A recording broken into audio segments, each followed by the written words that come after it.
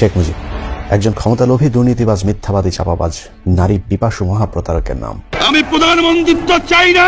আত্মপ্রচারমুখী মুজিবের জীবনের শুরু থেকে শেষ পর্যন্ত প্রতারণায় নিজেই বারবার নিজেকে ছাড়িয়ে গেছেন। সারা জীবন ক্ষমতায় থাকবার জন্য মুজিব মন ভোলানো বক্তব্য রেখে মানুষকে ধোঁকা দিয়ে ক্ষমতা লাভের পর 180 ডিগ্রি ঘুরে দাঁড়িয়েছিলেন। আওয়ামী লীগের রাজনীতি নামক লাভজনক ব্যবসায় এখন প্রধান মূলধন শেখ মুজিব, যে কারণে মুজিব সম্পর্কে আমাদেরকে ভুলভাল গল্প শুনিয়ে মহামানবের কাল্পনিক রূপ দেয়ার চেষ্টা চলছে। বঙ্গবন্ধুকে জানা কিন্তু একটা সওয়াবের বিষয় হবে। বাস্তবতা ছিল সম্পূর্ণ ভিন্ন। শেখ মুজিবকে নিয়ে করা আমার চ্যানেলের প্রথম ভলিউমে দেখানো হয়েছিল মুজিব ক্ষমতার জন্য কিভাবে পাকিস্তানি শাসক শ্রেণীর সাথে বারবার আঘাত করেছিলেন। আজকের অনুষ্ঠানে দেখবেন ক্ষমতার আসনে বসতে শেখ মুজিব কিভাবে ভারতীয় দালালে পরিণত হয়েছিল। আমার জনসাধারণ ভারতবর্ষের জনসাধারণের কাছে কৃতজ্ঞ। মূলত সদ্য স্বাধীন বাংলাদেশকে শেখ মুজিব পাকিস্তান থেকে ফিরেই পরাধীনতার ভারতীয় শৃঙ্খল পরিয়ে দিয়েছিলেন। কিভাবে মুজিব ভারতের কাছে বাংলাদেশকে বেঁচে দিয়েছিলেন সেটা জানবার আগে প্রথমেই বলে রাখি, নিরপেক্ষ দৃষ্টিভঙ্গি না থাকলে আমার এই গবেষণা কেউ দেখবেন না। কারণ কোনো কিছু শোনার আগেই যদি আপনার মাথায় বিশেষ কোনো পক্ষপাতমূলক চিন্তা থেকে থাকে, তাহলে আপনাকে সত্য জানানোর চেষ্টা ব্যর্থ হবে। এই ভিডিও দেখার পর অনেকে আমাকে গালি দিবেন, সামনে পেলে খুন করতে চাইবেন, কিন্তু তাকে যদি জিজ্ঞেস করা হয় আপনি শেখ মুজিব সম্পর্কে কি জানেন, উত্তরে হয়তো বলবে সব জানি। আবার যদি প্রশ্ন করা হয় কিভাবে জানেন, নিশ্চয়ই তার কোনো জবাব থাকবে না, হয়তো বলবেন আওয়ামী লীগের নেতাদের মুখে শুনেছেন। আসলে আওয়ামী লীগ নেতাদের কাছে শেখ মুজিব, বিএনপির কাছে জিয়াউর রহমান কিংবা জামায়াতের লোকজনের কাছে গোলাম আজমের কথা শুনলে আপনি ভুল করবেন। আপনাকে শুনতে হবে নিরপেক্ষ মানুষের কথা কিংবা ওই সময় রাজনৈতিক নেতাদের লেখা ইতিহাস পড়তে হবে। কিন্তু সমস্যা হলো এদেশের মানুষ নিজে পড়ার চেয়ে অন্যের মুখে শুনতে বেশি পছন্দ করেন। ক্ষণজন্মা এই মহাপুরুষ শৈশব থেকেই ছিলেন অত্যন্ত মানবদরদী, কিন্তু অধিকার আদায়ে ছিলেন আপসহীন। আল্লাহর দেওয়া জীবন বিধানও আমরা লোক ভাড়া করে শুনি, অথচ ঘরের কোণে পড়ে থাকা অর্থ সহ 30 পারা কোরআন আমাদের বেশিরভাগ মানুষেরই পড়ার সুযোগ হয়নি, যে কারণে কপ্টারে চড়ে হেলিকপ্টার হুজুরেরা আমাদেরকে ভুলভাল বোঝানোর সুযোগ পায়। ইয়া আইয়ুহাল্লাযীনা আমানু তুবু ইলাল্লাহি তাওবাতান নাসুহা। এই আয়াতে ইশারা দিলেন যে নসুহার মতো তওবা করো। ওরা বানিয়েছে নসুহা নামে একটা লোক ছিল, অথচ এটা পুরাটা অপব্যাখ্যা বানানো। ঠিক একইভাবে রাজনীতিবিদেরা অন্যদেরকে ভুল বুঝিয়ে যুগের পর যুগ সুবিধা নিচ্ছে। এই যেমন শেখ মুজিব সম্পর্কে এখন আমরা যেসব শুনি, আসলেই কি তিনি এরকম মহামানুষ ছিলেন? একদমই না। Mujib Saab went for Bakshal, which means one leader, one party, one country. Sheikh Mujib এদেশের রাজনীতিতে সামনে থেকে নেতৃত্বে আসে মুক্তিযুদ্ধ শুরুর ঠিক আগ মুহূর্তে, আরো সুনির্দিষ্ট করে বললে 7ই মার্চ থেকে। যখন এদেশের মালিক হবার চেষ্টা করেছি, তখনই তারা আমাদের উপর ঝাঁপিয়ে পড়েছেন। আবেগী বাঙালি 7ই মার্চের ভাষণের উত্তেজনায় ভরপুর দু একটি লাইন শুনে মনোমুগ্ধ হয়ে যান, কিন্তু এটা ছিল মুজিবের মহা প্রতারণা। তবে ওই সময় রাজনীতিবিদেরা ঠিকই বুঝেছিলেন মুজিব জনগণকে ধোঁকা দিয়ে এখনো পাকিস্তানের প্রধানমন্ত্রী হবার স্বপ্ন দেখছে। জনগণের প্রতিনিধির কাছে ক্ষমতা হস্তান্তর করতে হবে।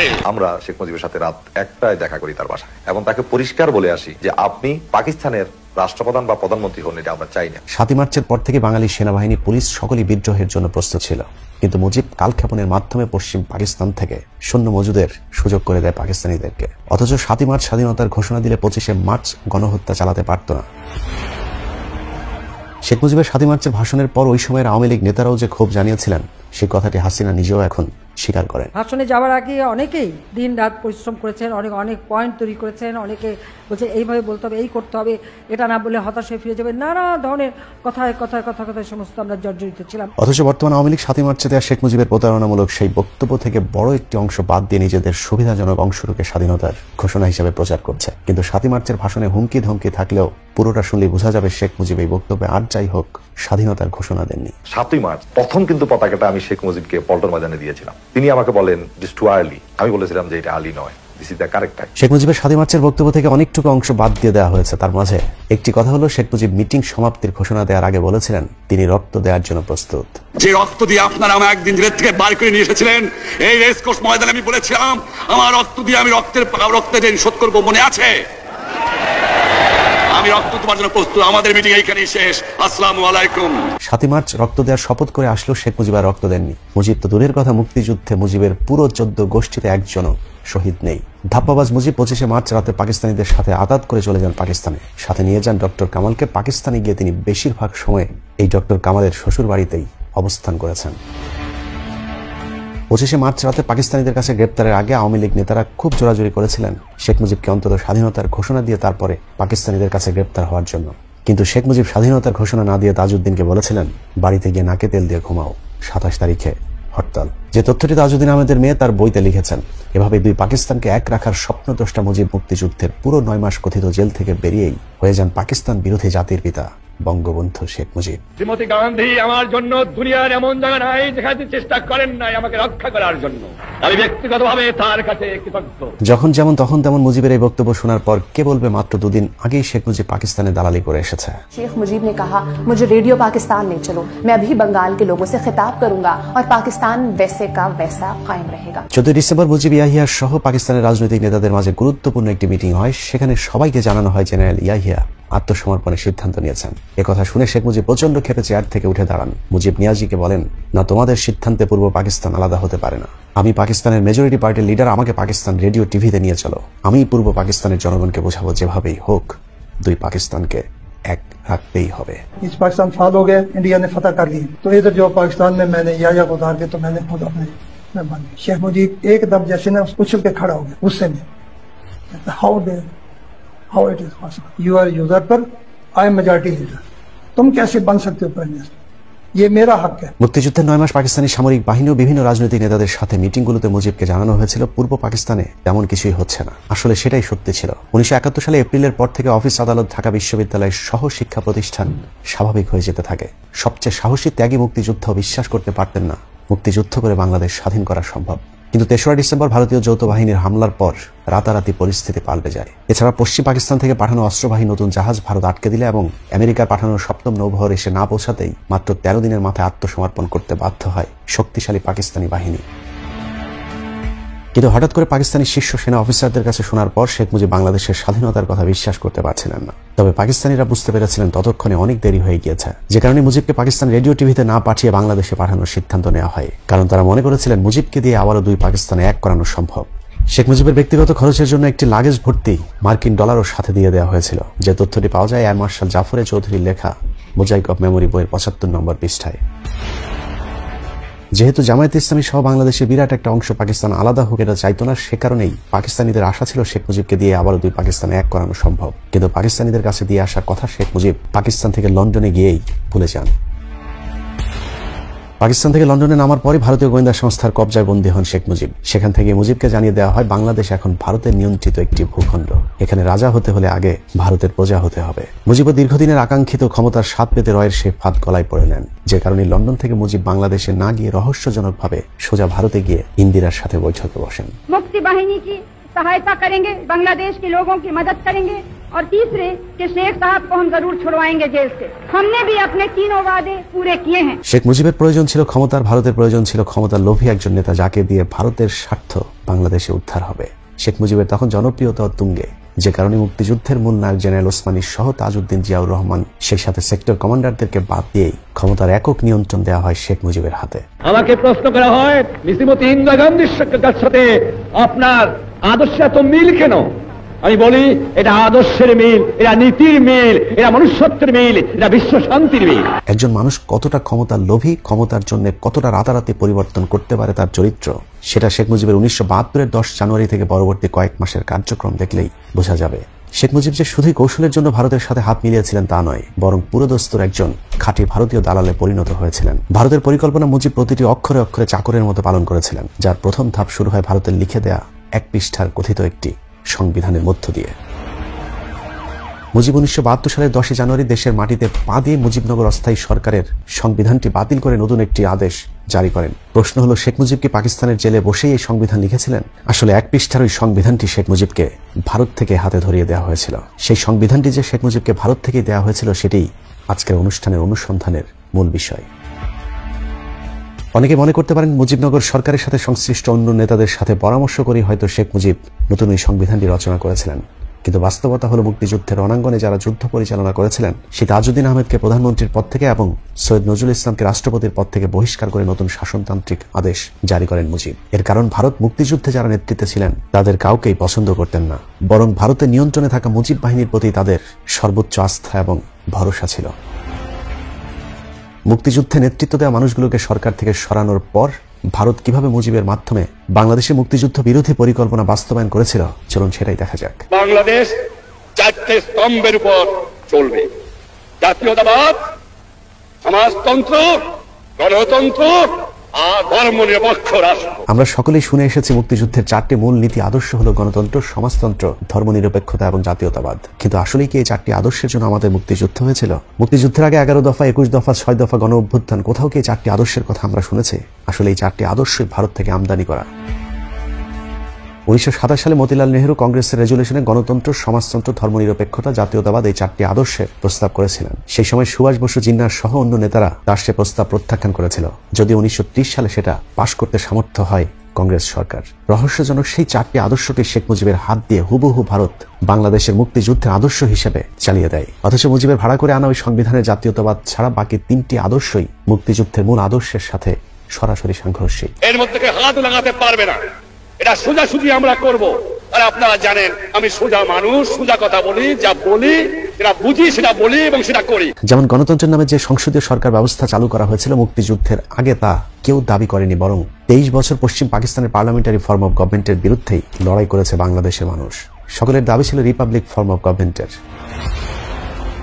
1949 সালে 24শে জুন আওয়ামী লীগের প্রথম গঠনতন্ত্রেও রিপাবলিক ফর্ম অব গভর্নমেন্টের কথা বলা হয়েছিল। 1954 সালে নির্বাচনের সময় আওয়ামী লীগের 21 দফায় রিপাবলিক ফর্ম অব গভর্নমেন্টের কথা বলা হয়েছে। রিপাবলিক ফর্ম এবং পার্লামেন্টারি ফর্মের মাঝে মৌলিক পার্থক্য হলো রিপাবলিক ফর্মে যে কোনো সময় চাইলেই গণভোটের মাধ্যমে সরকারকে ক্ষমতাচ্যুত করা সম্ভব, কিন্তু সংসদীয় গণতন্ত্রে পার্লামেন্টের সংখ্যাগরিষ্ঠতাই সবকিছুর ঊর্ধ্বে, যে কারণে মুজিব রিপাবলিকের পরিবর্তে পার্লামেন্টারি ফর্মকে বেছে নিয়েছিলেন। অথচ ধোঁকাবাজ মুজিব সারা জীবন রিপাবলিক সরকারের দাবিতে আন্দোলন করে এসেছেন। আমি বিশ্বাস করি গণতন্ত্রে, আমি বিশ্বাস করি সোশ্যালিজমে। স্বাধীনতা যুদ্ধের দলিলপত্র প্রথম খণ্ডের 427 নম্বর পৃষ্ঠার তথ্য অনুযায়ী 1955 সালের 25শে অগাস্ট সংবিধান সভায় শেখ মুজিব গণভোটের জন্য আকুল আবেদন জানিয়েছিলেন। মুজিব বলেছিলেন, যদি জনগণের জাতীয় ইস্যু জনগণের স্বার্থের বিরুদ্ধে যায় এবং গণভোটের ব্যবস্থা না থাকে, তাহলে জনগণ অসাংবিধানিক পন্থায় দাবি আদায়ে ঝাঁপিয়ে পড়বে। মুজিবনগর সরকারের ঘোষণাপত্র বাংলাদেশ সরকার ব্যবস্থা রিপাবলিক ফর্ম অব গভর্নমেন্ট হওয়ার কথাই বলা হয়েছিল। এখানেই শেষ নয়, দেশে ফেরার মাত্র 2 দিন আগেও পাকিস্তান থেকে লন্ডনে গিয়ে শেখ মুজিব সাংবাদিকদেরকে বলেছিলেন, বাংলাদেশ হবে People's Republic of Bangladesh. The ultimate achievement of this struggle is the creation of an independent sovereign people's republic of Bangladesh. খাতা কলমে বাংলাদেশ এখনো পিপলস রিপাবলিক থাকলেও বাস্তবে সম্পূর্ণ তার বিপরীত দিকে নিয়ে গিয়েছিলেন শেখ মুজিব। একইভাবে মুক্তিযুদ্ধের মূল আদর্শ হিসেবে বলা হয়েছে ধর্মনিরপেক্ষতাকে, অথচ মুক্তিযুদ্ধে বিজয়ের একদিন আগেও ধর্মনিরপেক্ষতা শব্দটি কেউ একবারের জন্য শোনেনি, বরং শেখ মুজিব নিজেও সবসময় ইসলামী শাসন ব্যবস্থার দাবি করে এসেছেন তার সবগুলো আন্দোলনে। আওয়ামী লীগের 1949 সালের প্রতিষ্ঠাকালীন গঠনতন্ত্র ইসলামী শাসন ব্যবস্থার কথা বলা হয়েছে। 1954 সালে যুক্তফ্রন্টের 21 দফায় বলা হয়েছে, ইসলামী শরিয়ার বাইরে কোনো আইন করা যাবে না। ইসলামী মূল্যবোধের পরিপন্থী হবার অজুহাতে 1956 সালের সংবিধান প্রত্যাখ্যান করে সংবিধান সভায় ঐতিহাসিক ভাষণ দিয়েছিলেন শেখ মুজিব। সেখানে তিনি বলেছিলেন, sir, I have just come from East Pakistan and know the mind of the people there. I know that they have rejected the un-Islamic, undemocratic and dictatorial constitution. It cannot be accepted by the people of Pakistan, particularly people of East Pakistan. 1970 সালে নির্বাচনের পর আওয়ামী লীগের প্রণীত খসড়া সংবিধানের 5 নম্বর দফায় বলা হয়েছে, কোরআন সুন্নাহর ভিত্তিতে রাষ্ট্র পরিচালনা হবে, তবে অন্য ধর্মের নাগরিকেরা নির্বিঘ্নে তাদের ধর্ম পালনের সুযোগ পাবে। শুধু আওয়ামী লীগ নয়, সমাজতান্ত্রিক দল সহ সবগুলো রাজনৈতিক দল একটি জায়গায় একমত হয়েছিলেন, তা হল ইসলামী শরিয়া বিরোধী কোনো আইন প্রণয়ন করা যাবে না। মেজর জিয়াউর রহমানের ডাকে মুক্তিযুদ্ধ শুরুর মাত্র 2 দিন আগে 23শে মার্চ আওয়ামী লীগের পক্ষ থেকে ইয়াহিয়াকে যে খসড়া সংবিধান তুলে দেওয়া হয়েছিল, সেখানেও মুজিব লিখেছিলেন, কোরআন সুন্নাহ বিরোধী কোনো আইন করবে না আওয়ামী লীগ। বর্তমানে 71 টিভির বদৌলতে আজকে যারা সংবিধানে বিসমিল্লাহির রহমানির রহিম এবং রাষ্ট্র ধর্ম ইসলামের বিরুদ্ধে কথা বলেন, সেসব মুরগি সাপ্লায়ার এবং বাংকার যোদ্ধারা হয়তো জানেন না, যুদ্ধকালে মুজিবনগর সরকার গঠিত হওয়ার পর প্রবাসী সরকারের পক্ষ থেকে বাংলাদেশের জনগণকে স্বাধীনতা যুদ্ধে যোগ দেওয়ার জন্য প্রথম যে আহ্বান জানানো হয়েছিল, সে আহ্বানের প্রথম বাক্য ছিল আল্লাহু আকবার। আহ্বানের সব শেষ লাইনে বলা হয়েছে, পাকিস্তানি বাহিনীর সহায় আধুনিক মরণাস্ত্র, আর আমাদের সহায় পরম করুণাময় সর্বশক্তিমান আল্লাহ তাআলার সাহায্য। অতএব মুক্তিযুদ্ধের সাথে ইসলামের কোনো সাংঘর্ষিকতা নেই। অথচ ভারত থেকে মুজিবের পকেটে করে আনা সংবিধান কিংবা 72-এর সংবিধান থেকে 4র্থ সংশোধনী কোথাও শেখ মুজিব বিসমিল্লাহির রহমানির রহিম শব্দটি পর্যন্ত রাখতে দেননি। আসলে সংবিধান থেকে ইসলাম কিংবা বিসমিল্লাহ উঠিয়ে দেওয়ার মূল উদ্দেশ্য ভারতকে খুশি করা। ধর্মনিরপেক্ষতার নামে ভারত এদেশে ইসলামকে ধ্বংস করে হিন্দুত্ববাদকে চাপিয়ে দেওয়ার লক্ষ্যে মুক্তিযুদ্ধের আদর্শের মাঝে ধর্মনিরপেক্ষতা ঢুকিয়ে দেওয়ার চেষ্টা করেছে। রবীন্দ্রনাথের দেবীকে নিয়ে প্রার্থনা আমাদের জাতীয় সঙ্গীত হিসাবে চাপানো হয়েছে, দাড়ি টুপিকে মুক্তিযুদ্ধের বিরুদ্ধে দাঁড় করানো হয়েছে, আর এসব কাজে ভারত বরাবরই আওয়ামী লীগকে বিশ্বস্ত বন্ধু হিসেবে কাছে পেয়েছে, কারণ রাজনীতিতে এরা পাকা। Islamic push Bangladesh towards extremism. Bangladesh is a secular country. হাসিনার মতো মুজিবও সারা জীবন ইসলামের নামে রাজনীতি করে ভারতকে খুশি করার লক্ষ্যে নিজেকে শেষ পর্যন্ত সেকুলারিজমে বিশ্বাসী বলেও ঘোষণা করতে দ্বিধাবোধ করেননি। আমি বিশ্বাস করি সেকুলারিজমে। এছাড়া সমাজতন্ত্র আমাদের মুক্তিযুদ্ধের চেতনা বিরোধী। মুক্তিযুদ্ধ কেন্দ্রিক কোনো আন্দোলনই সমাজতন্ত্রের দাবি ছিল না, বরং গণতন্ত্র এবং সমাজতন্ত্র অনেকটাই বিপরীতমুখী পন্থা। এভাবে শেখ মুজিব আমাদের সংবিধানের 12টা বাজিয়ে গেছেন। মুজিবের এ ধরনের ডিগবাজি যেন কেউ বুঝতে না পারে, সেজন্যই পুরো সংবিধানের প্রতিটি পৃষ্ঠা বাংলায় অনুবাদ করা হলেও মুজিবের পকেটে করে আনা সংবিধানের পৃষ্ঠাটি আজও পর্যন্ত অনুবাদ করা হয়নি। স্বাধীন বাংলাদেশের প্রথম পূর্ণাঙ্গ সংবিধান বা 72-এর সংবিধান ও শেখ মুজিবের উপর ভারতের প্রভাব সুস্পষ্ট। তখন থেকেই ভারত আমাদের ইসলামের উপর হাত দিয়েছিল। 1972 সালে 11 এপ্রিল গণপরিষদ সদস্য ডক্টর কাজী খাদেমুল ইসলাম সংসদে কোরআন পাঠ করে তারপরে সংবিধান প্রণয়নের কাজ শুরু করার অনুরোধ করলে শেখ মুজিব সেদিন কোরআন পাঠের অনুমতি দেননি। সেই সংবিধানটি যে ভারতের তৈরি করা তার সংবিধানের একটি অনুচ্ছেদ পড়লেই বোঝা যাবে। 72-এর সংবিধানের 145-এর ক অনুচ্ছেদে বলা হয়েছে, বিদেশের সহিত সব চুক্তি রাষ্ট্রপতির নিকট পেশ করা হইবে এবং তিনি সেটা সংসদে পেশ করিবেন, তবে শর্ত থাকে যে নিরাপত্তার স্বার্থে সংশ্লিষ্ট কোনো বন্ধু দেশের সাথে চুক্তি কেবলমাত্র সংসদের গোপন বৈঠকে পেশ করা হইবে। পৃথিবীর কোনো দেশের সংবিধানে বিদেশের সাথে চুক্তির ক্ষেত্রে কোনো গোপনীয়তার বিধান নেই, কিন্তু ভারতের সাথে নানা গোপন চুক্তি করতেই সংবিধানের এই অনুচ্ছেদটি যুক্ত করে দেয় ভারত। এখনো যার সুবিধা ভোগ করছে হিন্দুত্ববাদী রাষ্ট্রটি। শেখ হাসিনা কখন ভারতের সাথে কোন চুক্তি করছেন বাংলাদেশের মানুষের পক্ষে তা জানাও সম্ভব হচ্ছে না। স্বাধীনতার পরপর ভারতের দাদাগিরি আর লুটপাটে অতিষ্ঠ ছিল বাংলাদেশের মানুষ, যে কারণে চারিদিক থেকে ভারতের সমালোচনা হচ্ছিল। মানুষের সমালোচনা বন্ধ করতে শেখ মুজিব সংবিধানকে কাজে লাগিয়েছিলেন। সংবিধানের রক্ষা কবচ 39 অনুচ্ছেদের প্রথম দফায় বলা হয়েছে, চিন্তা ও বিবেকের স্বাধীনতা নিশ্চয়তা দেওয়া হইল। কিন্তু টাউট মুজিব দ্বিতীয় দফায় যুক্ত করেন, রাষ্ট্রের নিরাপত্তা বন্ধু রাষ্ট্রসমূহের সহিত বন্ধুত্বপূর্ণ সম্পর্কের ক্ষেত্রে বাক স্বাধীনতার শর্ত প্রযোজ্য। বাক স্বাধীনতার ক্ষেত্রে এ ধরনের শর্ত পৃথিবীর ইতিহাসে কোনো গণতান্ত্রিক দেশের সংবিধানে আজ পর্যন্ত যুক্ত করা হয়নি। যে কারণে শ্রী মানবেন্দ্র নারায়ণ লারমা সংসদের ভেতরে মুজিবের মুখের সামনে বলেছিলেন, বন্ধু রাষ্ট্রের দোহাই দিয়ে মুজিব যে সংবিধান রচনা করেছে সেই একই রকম সংবিধান আইয়ুব খানও করেছিল, তাহলে মুজিব আর আইয়ুবের মধ্যে পার্থক্য কোথায়? স্বাধীন বাংলাদেশের প্রথম সংবিধান যে ভারত থেকে আমদানি করা হয়েছিল তার উৎকৃষ্ট মন্তব্য করেছিলেন রাষ্ট্রবিজ্ঞানী রওনক জাহান, যিনি ঢাকা বিশ্ববিদ্যালয়ের পাশাপাশি কলম্বিয়া ও হার্ভার্ড বিশ্ববিদ্যালয়ের মতো প্রতিষ্ঠানে গবেষণায় যুক্ত ছিলেন। রওনক জাহান বলেছিলেন, the constitution of Bangladesh is an interesting document since it is an attempt two facilitate political development in Bangladesh according to Indian model. তিনি বাংলাদেশের সংবিধানকে কৌতূহলীপূর্ণ বা সন্দেহজনক নথি হিসাবে উল্লেখ করেছিলেন, কারণ এই সংবিধানে ভারতীয় মডেল হিন্দুত্ববাদকে চাপিয়ে দেওয়ার চেষ্টা করেছিল শেখ মুজিব। সংবিধানের খসড়া প্রস্তুতের পর 1972 সালে দৈনিক পূর্ব বাংলা পত্রিকার 17 অক্টোবরের খবরে ভিনদেশী সংবিধান শিরোনামে মাওলানা ভাসানীর একটি কলাম ছাপা হয়েছিল, যেখানে বলা হয় 23 বছর দুই পাকিস্তান মিলেও একটি সংবিধানের জন্য হাহাকার করে সেটা সম্পূর্ণ করতে পারেনি, অথচ সেই সংবিধান প্রস্তুত করতে সময় লেগেছে মাত্র 6 মাস। কে করলো এই সংবিধান? মুজিব আর কামাল? জনসাধারণের গণভোট হইল না, বুদ্ধিজীবীদের পরামর্শ লাগেনি, মুক্তিযোদ্ধাদের কা ঘেঁষতে দেওয়া হয়নি, 34 জন বাদে গণপরিষদ সদস্যদের মধ্যে কেউ জানে না, তাহলে এই সংবিধান কোত্থেকে নাজিল হলো তার সাড়ে নজল 7 কোটি মানুষের জানার হক রহিয়াছে। জনসাধারণকে ধোঁকা দিয়ে এভাবে ভারতের দেওয়া সংবিধানকে ডক্টর কামালের রচিত সংবিধান বলে চালিয়ে দেয় শেখ মুজিব, যে কারণে 72-এর সংবিধানকে মাওলানা ভাসানী, ন্যাপ সহ সব রাজনৈতিক দল প্রত্যাখ্যান করেছিল। ডক্টর আবুল ফজল হক তার বাংলাদেশের শাসন ব্যবস্থা রাজনীতি বইয়ের 134 নম্বর পৃষ্ঠায় মুজিবের সেই সংবিধান সম্পর্কে বিভিন্ন দলের একটি মন্তব্য তুলে ধরেছেন, যেখানে বাংলাদেশ কমিউনিস্ট পার্টির সংবিধানকে সংশোধনের অযোগ্য বলে ঘোষণাও তা প্রত্যাখ্যান করেন। তাদের মতে মুজিবের 72-এর সংবিধানের চেয়ে আইয়ুব খানের 62-এর সংবিধানে মানবাধিকারের নিশ্চয়তা অনেক বেশি পরিমাণে ছিল। ন্যাপ প্রধান মাওলানা ভাসানী বলেছিলেন তার দল এই সংবিধান গ্রহণ করবে না। বিপ্লবী ছাত্র ইউনিয়ন মাওলানা ভাসানীর সাথে একমত প্রকাশ করে খসড়া সংবিধানের বিরুদ্ধে গণ আন্দোলন করে তোলার আহ্বান জানান। আসম রব বলেছিলেন এটি একটি বাজে সংবিধান। 16 ডিসেম্বর আগে এগুলি ডিসাইড করেছে, পৃথিবীর কোনো বই আমি পড়ি নাই, যদি কেউ দেখাইতে পারে আমি তার কাছে সারেন্ডার করব। শুধু সংবিধান নয়, প্রতিটি ক্ষেত্রে শেখ মুজিব ভারতের পক্ষে কাজ করেছিল। 16 ডিসেম্বর পাকিস্তানি বাহিনীর আত্মসমর্পণের সময় কেন বাংলাদেশের পক্ষ থেকে কাউকে রাখা হয়নি তা নিয়ে মুক্তিযোদ্ধাদের মধ্যে চরম ক্ষোভ থাকলেও শেখ মুজিব কোনো প্রশ্ন করেননি, বরং স্বাধীনতা পরবর্তী পাকিস্তান বাহিনীর ফেলে যাওয়া অস্ত্রশস্ত্র সহ কলকারখানার মূল্যবান যন্ত্রপাতি লুটপাটে ভারতকে সর্বাত্মক সহায়তা করেছিল শেখ মুজিব। মুক্তিযুদ্ধের 9 নম্বর সেক্টরের কমান্ডার মেজর জলিল তার অরক্ষিত স্বাধীনতায় পরাধীনতা বইতে লিখেছেন, মুক্তিযুদ্ধের সর্বাধিনায়ক জেনারেল ওসমানীর কাছে পাকিস্তানি জেনারেল নিয়াজি আত্মসমর্পণ করলেন না কেন? আত্মসমর্পণের সময় ওসমানী উপস্থিত ছিলেন না কেন? কর্নেল ওসমানী আত্মসমর্পণের বেশ কয়েকদিন পর ঢাকায় এলেন কেন? এই কদিন ওসমানী কোথায় ছিলেন? তিনি কি তাহলে সত্যি কলকাতায় বন্দী ছিলেন? মেজর জলিল আরও লিখেছেন, 17 ডিসেম্বর খুলনা সার্কিট হাউস মাঠেও পাকিস্তানি সেনাদের আরেকটি আনুষ্ঠানিক আত্মসমর্পণ পর্ব অনুষ্ঠিত হয়। 9 সেক্টরের অধিপতি হিসেবে আমি সেখানে উপস্থিত থাকলেও আমাকে জোর করে ভারতীয় সেনারা পেছনের সারিতে ফেলে দেয়। অনেক চেষ্টা করেও আমি আর সামনে আসতে পারেনি। এভাবেই দীর্ঘ 9 মাসের অসীম ত্যাগ, তিতিক্ষা আর আত্মাহুতির মধ্য দিয়ে রচিত বিজয় পর্ব ভারতীয় শাসক চক্র দ্বারা লুণ্ঠিত হয়। মেজর জলিল বুঝতে পেরেছিলেন মুজিবের নেতৃত্বে আওয়ামী লীগ ভারতীয় এজেন্ট হিসাবে কাজ করছে। লিখেছেন, আত্মসমর্পণের প্রায় 1 সপ্তাহ পরে প্রবাসী আওয়ামী লীগ সরকার কিভাবে দেশে ফিরে বিনা প্রশ্নে গদিতে বসে। 9 নম্বর সেক্টরের অধিনায়ক হিসেবে দায়িত্ব পালনের কারণে যশোর, খুলনা অঞ্চল দিয়ে ভারতীয় বাহিনীর লুটপাটের দৃশ্য সবচেয়ে বেশি প্রত্যক্ষ করেছেন মেজর জলিল, যে কারণে মেজর জলিল সর্বপ্রথম ভারতীয়দের বিরুদ্ধে প্রতিবাদী হয়ে উঠেছিলেন। কিন্তু শেখ মুজিব তাকে আটক করে কোর্ট মার্শালের নির্দেশ দেন। মজার বিষয় হল, শত শত বিহারী নারীদের ধর্ষণকারী পাকিস্তান বিদ্বেষী মেজর জলিলকে অবশেষে পাকিস্তানের মাটিতেই মরতে হয়েছে। ভারত নিয়ন্ত্রিত বাংলাদেশ নামক ভূখণ্ডে তার জায়গা হয়নি। ভারতের সব লুটপাট এবং বুদ্ধিজীবী হত্যাকাণ্ডে ভারতের জড়িত থাকার প্রমাণ নিয়ে ডকুমেন্টারি তৈরি করার কারণে জহির রায়হানকে গুম করা হয়। দেশ স্বাধীনের পর এটা ছিল ভারতের প্রথম গুম। প্রথম জহির রায়হানের খোঁজে পান্না কায়সার সহ পরিবারের সদস্যরা শেখ মুজিবের কাছে গেলে তাদেরকে মুজিব বলেন জহিরের বিষয়ে বেশি বাড়াবাড়ি না করবার।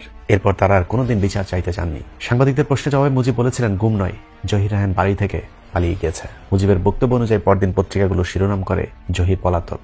কিন্তু পলাতক জহির আর ফিরে আসেনি মানুষের মাঝে। এভাবেই ভারতের বিরুদ্ধে যেই প্রতিবাদ করেছে শেখ মুজিব তাকে প্রকাশ্যে হত্যার হুমকি দিয়েছে। 1 এপ্রিল 1972 সালের দৈনিক বাংলা পত্রিকায় শেখ মুজিবের খুলনা সার্কিট হাউস মাঠে দেওয়া একটি বক্তব্য তুলে ধরা হয়েছে, যেখানে মুজিব প্রকাশ্যে ভারত বিরোধীদের হুমকি দেন।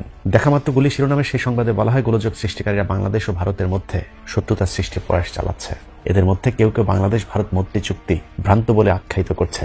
এ সম্পর্কে দেয়ালে দেয়ালে স্লোগান দিচ্ছে। আমি পুলিশকে আদেশ দিচ্ছি, এইসব নকশাল বাড়িওয়ালাদের যেখানে পাবেন সেখানে গুলি করবেন। পরদিন নোয়াখালীর চৌমুহনী কলেজ মাঠেও শেখ মুজিব ঠিক একই ধরনের হুমকি দিয়েছিলেন। শেখ মুজিব কতটা মুক্তিযুদ্ধের বিরুদ্ধে চলে গিয়েছিলেন তার সবচেয়ে বড় প্রমাণ তাজউদ্দিন, সৈয়দ নজরুল ইসলাম, এমনকি মুক্তিযুদ্ধের মহানায়ক জেনারেল ওসমানীকে পর্যন্ত মন্ত্রিসভা থেকে বাদ দিয়ে দিয়েছিলেন শেখ মুজিব। কারণ মুক্তিযোদ্ধারা ছিল মুজিব বাহিনীর বিরোধী, যে কারণে ভারতের অনুগত মুজিব বাহিনীর বিরোধিতা করা কাউকে মুজিবের সরকারে রাখতে দেয়নি ভারত। এভাবেই ভারতের প্রেসক্রিপশনে ভারত বিরোধীদের শায়েস্তা করে শেখ মুজিব তার ক্ষমতার স্বাদ পূর্ণ করেছিলেন। একইভাবে ভারতকে সবকিছু দিয়ে ধোঁকাবাজ মুজিবের কন্যাও ক্ষমতায় টিকে রয়েছে দীর্ঘদিন ধরে। আমরা ভারতকে যে দিয়েছি সেটা ভারত সারা জীবন মনে রাখবে। আসলে এদের কোনো দল বা আদর্শ নেই, মূলত শেখ পরিবারের রক্তই হচ্ছে দূষিত। যে কারণে বীর মুক্তিযোদ্ধা ডালিম বলেছিলেন, আমরা শেখ মুজিবের সাথে পুরো বংশ কেন নির্বংশ করতে চেয়েছিলাম সেটা বুঝবার জন্য হাসিনা এবং রেহানা 2 পিসকে রেখে গেলাম। বীর মুক্তিযোদ্ধা মেজর ডালিমের সেই ভবিষ্যৎবাণী আমরা এখন হারে হারে টের পাচ্ছি। 2 পিসেই যদি এই অবস্থা হয়, তাহলে আরো কয়েক পিস যদি থাকতো তাহলে কি হতো সেটা একটু চিন্তা করে দেখুন। আল্লাহ হাফেজ।